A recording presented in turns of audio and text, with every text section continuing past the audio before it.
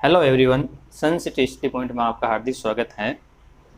आज हम आपके लिए लेके आए हैं ज्वार भाटा व सूर्य ग्रहण एवं चंद्र ग्रहण। ज्वार क्या होता है? तो पृथ्वी पे जो पड़ा हुआ पानी है वो क्या चंद्रमा की शक्ति के कारण ऊपर उठता है और नीचे दबता है। तो जो ऊपर उठता है समुद्र सतह से उसको ज्वार कहेंगे और जो नीचे गिरता है उसको हम क्या कहेंगे? भाटा कहेंगे। तो इसकी परिभाषा क्या होगी? समुद्री सतह से जल का ऊपर उठना व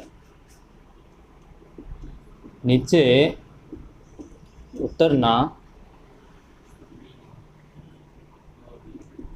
ज्वार भाटा कहलाता है। यानी समुद्री सतह से जो जल ऊपर उठता है और फिर नीचे गिरता है निश्चित टाइम में, उसको हम ज्वार भाटा कहेंगे। तो ज्वार भाटे से उत्पन्न ज्वार भाटे से उत्पन्न तरंगों को ज्वार तरंग कहते हैं। यानी ज्वार भाटे से जो तरंगे लहरें उत्पन्न होती हैं उसको हम क्या कहेंगे? ज्वार तरंग। तो चलिए ज्वार भाटा कैसे आता है।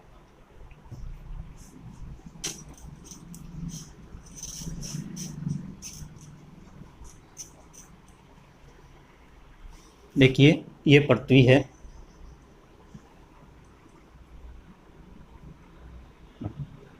पृथ्वी पर ये चारों तरफ पानी है।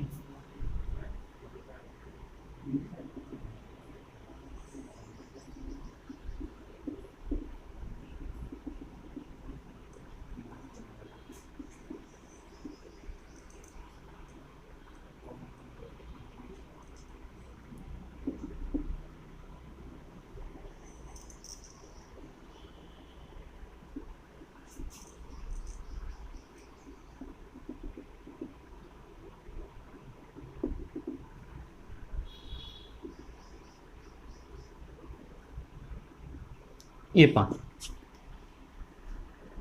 ये चंद्रमा हो गया।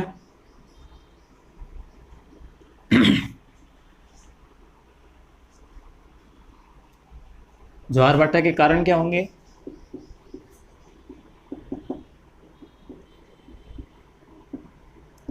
चंद्रमा व सूर्य के आकर्षण शक्ति।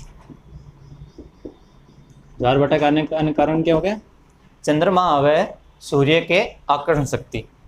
चंद्रमा क्या करता है? पृथ्वी के नज़दीक है तो वो अपने गुरुत्व आकर्षण के कारण जल को क्या करता है? अपनी तरफ खींचता है। यानी पृथ्वी के केंद्र से चंद्रमा अपनी ओर खींचता है तो जल क्या ऊपर उठता है। इसको हम क्या कहेंगे? ज्वार। ये चंद्रमा के सामने है तो इसको हम क्या कहेंगे? प्रत्यक्ष ज्वार। प्रत्यक्ष ज्वार। फिर चंद्रमा पृथ्वी के चारों ओर चक्कर लगाता है। फिर जो जस्ट प्रत्यक्ष ज्वार के जो ऑपोजिट जो ज्वार आता है उसको हम कहेंगे अप्रत्यक्ष। प्रत्यक्ष ज्वार तो चंद्रमा के द्वारा आ गया, लेकिन जो अप्रत्यक्ष ज्वार है वो किसके द्वारा आएगा? अपकेंद्रीय बल से। अब केंद्रीय बल के कारण मान लीजिए आप जब घर पे कोई भारी वस्तु उठाते हैं, जैसे आपने देखा होगा बाल्टी वगैरह पानी, तो पानी को जब बाल्टी उठाते हैं तो आप अपने आप को क्या करते हैं? पीछे की तरफ खींचते हैं। उसी तरह पृथ्वी जब चंद्रमा के आकर्षण के कारण जो चंद्रमा के सामने वाला जल भाग है वो ऊपर उठता है, तो पृथ्वी अपने आप को संतुलन बनाने के लिए पीछे की तरफ जो ज्वार उत्पन्न होता है उसको हम क्या कहेंगे? अप्रत्यक्ष ज्वार। और ये अपकेंद्रीय बल से होता है, यानी बाहर की ओर संतुलित होना। ज्वार एक दिन में 2 बार आता है 24 घंटे में, लेकिन ऐसा नहीं है। 24 घंटे और 56 मिनट के बाद दूसरा ज्वार आता है। ये क्यों आता है, किस वजह से आता है? क्योंकि 2 बार क्यों आता है? पृथ्वी अपने अक्ष पे घूर्णन करती है उसकी वजह से। लेकिन 56 मिनट क्यों आता है देरी से? तो वो चंद्रमा के परिक्रमण के कारण से 56 मिनट देरी से आता है। तो मान लीजिए, जैसे मैं बता देता हूँ।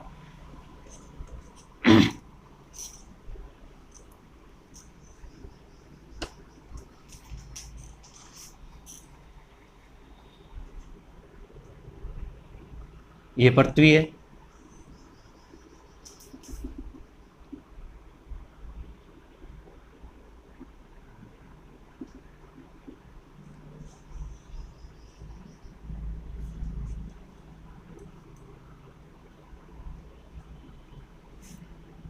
ये क्या, ये तो हो गया आपके चंद्रमा की वजह से, आकर्षण से।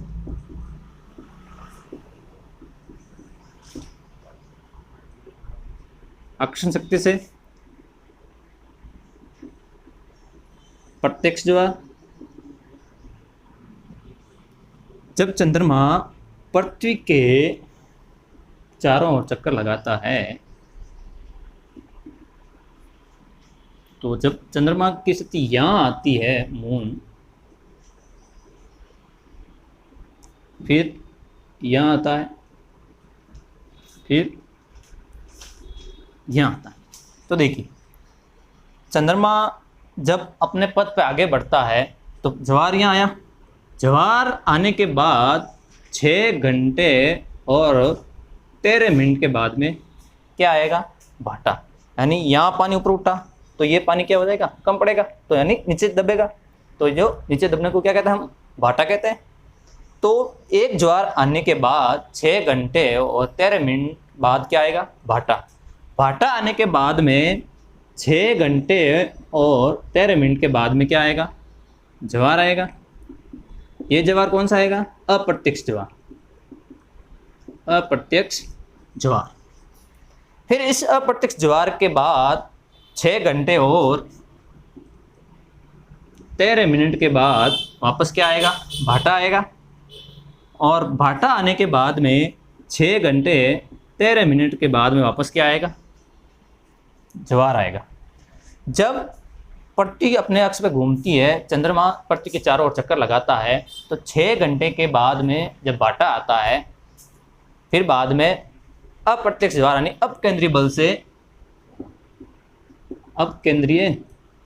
बल से अप्रत्यक्ष ज्वार आता है दिन में 2 बार। चलिए फिर आगे 13 मिनट या एक ज्वार आने के बाद दूसरा ज्वार आता है, तो उसमें कितना अंतर आएगा? 26 मिनट। 26 मिनट क्यों अंतर आता है? क्योंकि जब पृथ्वी अपने अक्ष पे घूमती है तो चंद्रमा भी अपने अक्ष पे घूमता हुआ क्या करता है? पृथ्वी के चारों ओर चक्कर लगाता है। उसी की वजह से ये 26 मिनट लेटर। लेकिन सेम जगह पर वापस इसको पिछले अप्रत्यक्ष ज्वार आने में तो 26 मिनट लगेंगे, जबकि वापस जब प्रत्यक्ष ज्वार एक ही जगह यहाँ से ज्वार आया तो वापस इसको यहाँ आने तक कितना टाइम लगेगा? तो 24 घंटे तो लगता है, पृथ्वी का पूरा चक्कर होता है, लेकिन देरी 56 मिनट की हो जाती है। वो क्यों होती है? वो चंद्रमा अपने अक्ष पर परिक्रमण के कक्ष पर आगे बढ़ जाता है। जब वापस ये पॉइंट आने पर चंद्रमा को 56 मिनट का टाइम एक्स्ट्रा लग जाता है, उसी को हम कह सकते हैं कि 56 मिनट की देरी हुई। अब देखिए, ज्वार हमेशा पूर्णिमा व अमावस्या के दिन ही आता है। जैसे ये सूर्य हो गया,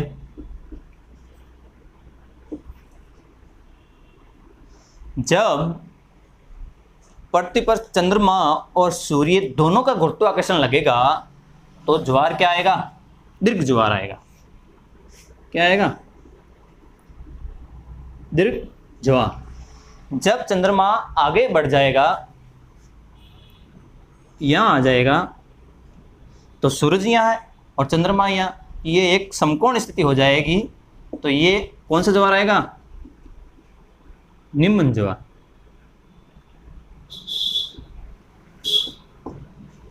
जब चंद्रमा की स्थिति समकोण पर हो जाएगी सूर्य और दोनों की, तो वो निम्न ज्वार आएगा। फिर वापस यही अगर चंद्रमा यहाँ आ गया तो यहाँ पे क्या आएगा? वापस दीर्घ ज्वार आएगा। यानी ज्वार दो प्रकार के होते हैं, एक निम्न ज्वार, एक दीर्घ ज्वार। तो देखिए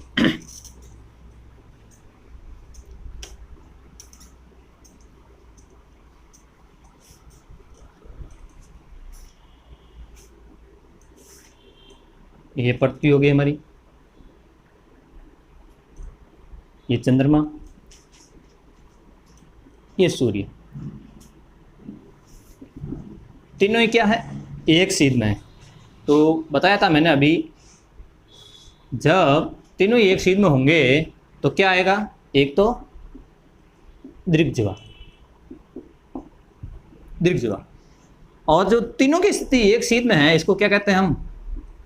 सिजिकी, सिजिकी कहते हैं। जब चंद्रमा आगे बढ़ जाएगा, यहाँ आ जाएगा, तो पृथ्वी और सूर्य के बीच में एक समकोण स्थिति बन जाएगी, तो यहाँ पे निम्न ज्वार आएगा। और ये कब आता है निम्न ज्वार? कर्षण पक्ष व शुक्ल पक्ष, सप्तमी और अष्टमी।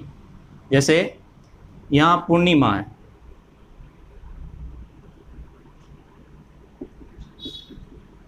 पूर्णिमा, फिर बाद में एकम, बी, ती, छो, पाँचों, छठ, सातों, आठों, तो चंद्रमा यहाँ आ जाएगा। अष्टमी चाहे कृष्ण पक्ष हो या शुक्ल पक्ष हो, अष्टमी के दिन क्या आता है? निम्न ज्वार। फिर वापस अष्टमी, न्यू, दिसु, 11, 12, 13, 14 पूर्ण, या पूर्णिमा आ गई तो यहाँ पे क्या आ जाएगी? अमावस्या।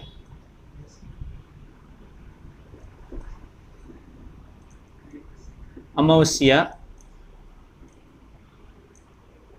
अमावस्या के दिन भी क्या आएगा? वापस दीर्घ ज्वार। तो आपको समझ में आ गया होगा ज्वार किस तरह से आता है।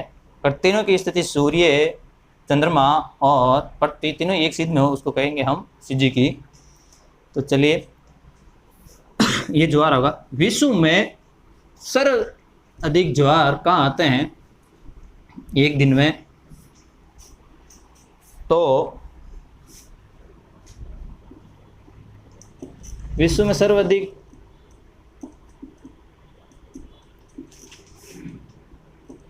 ज्वार कहाँ आता है? साउथ थैम्पटन, इंग्लैंड में। एक तो 2 बार तो आता है इंग्लिश चैनल में, और 2 बार ही आता है उत्तरी सागर में, यानी कुल 4 बार ज्वार आता है साउथ थैम्पटन में। और विश्व में सबसे ऊंचा ज्वार कहाँ आता है? तो वो है फंडी की खाड़ी। फंडी की खाड़ी कनाडा में है।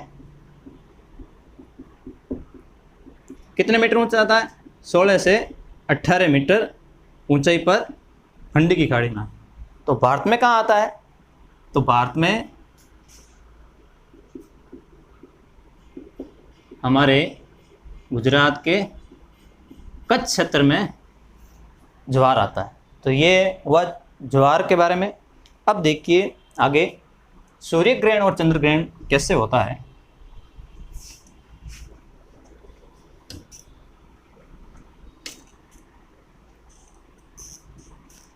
और हाँ, एक और बात बता देता हूँ।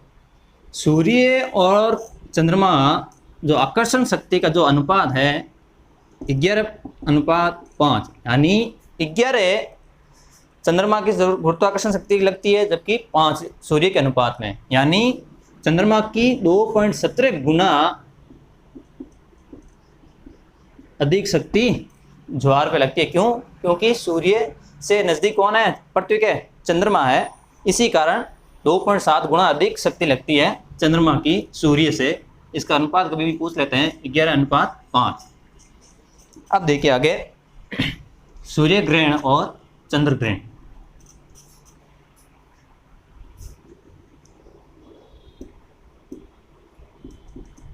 सूर्य ग्रहण क्या होता है? सूर्य ग्रहण हमेशा अमावस्या के दिन,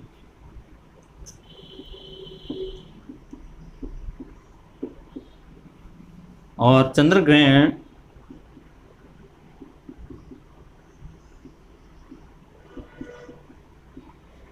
पूर्णिमा के दिन। क्यों?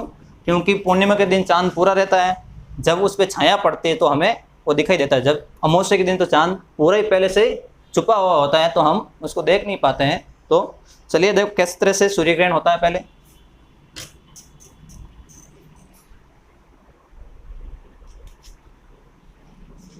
ये सूर्य,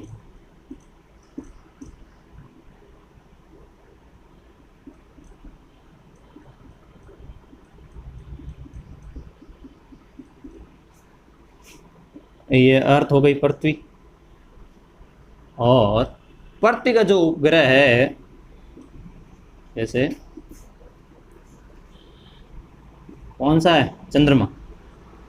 तो जब चंद्रमा पृथ्वी के चारों ओर चक्कर लगाते हुए कहा जाता है सूर्य, और मैं इसको यहाँ बना लेता हूँ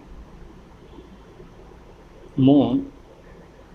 जब पृथ्वी के चारों ओर चक्कर लगाते हुए चंद्रमा सूर्य और पृथ्वी के बीच में चंद्रमा आ जाता है, तो सूर्य की किरणें चंद्रमा रोक लेता है। तो पृथ्वी की छाया, चंद्रमा की छाया पृथ्वी पर पड़ती है, तो उस समय सूर्य हमें दिखाई नहीं देता है, तो वो सूर्य ग्रहण कहलाता है। और इसको क्या कहते हैं? हम युति कहते हैं।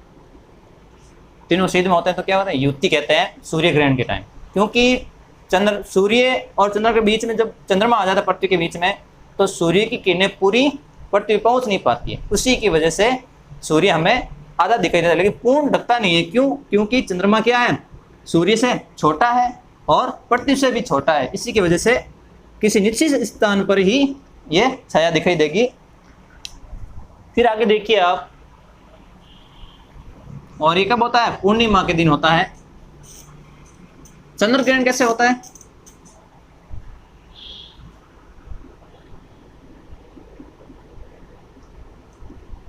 चंद्र ग्रहण, ये सूर्य,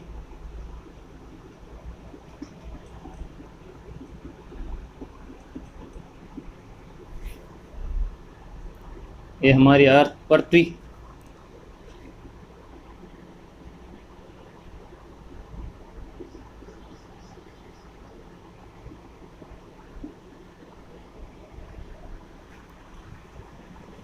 पृथ्वी सूर्य के चारों ओर चक्कर लगाती है, चंद्रमा पृथ्वी के चारों ओर चक्कर लगाता है। जब चंद्रमा घूमता हुआ इधर आ जाता है पृथ्वी के, यानी सूर्य और पृथ्वी चंद्रमा, जब यहाँ से ये चंद्रमा हटकर अपने परिपथ से आगे बढ़ जाता है और इधर आ जाता है, तो बीच में कौन आ जाती है? इसको मैं यहाँ बना देता हूँ, चंद्रमा। तो सूर्य और चंद्रमा के बीच में जब पृथ्वी आ जाती है, तो सूर्य की किरणों को पृथ्वी रोक लेती है, तो चंद्रमा पे पृथ्वी की क्या पड़ जाती है? छाया पड़ जाती है। इसी कारण हमें चंद्रमा छाया से छुपा हुआ, यानी किरणें पूरी पहुंच नहीं पाती, काला दिखाई देता है, उसको हम क्या कहेंगे? चंद्रग्रहण। ये कब होता है? पूर्णिमा के दिन। कब होगा? पूर्णिमा के दिन। क्यों? क्योंकि उस टाइम सूर्य की किरणें चंद्रमा पर पहुंच नहीं पाती है, उसको हम चंद्रग्रहण कहेंगे।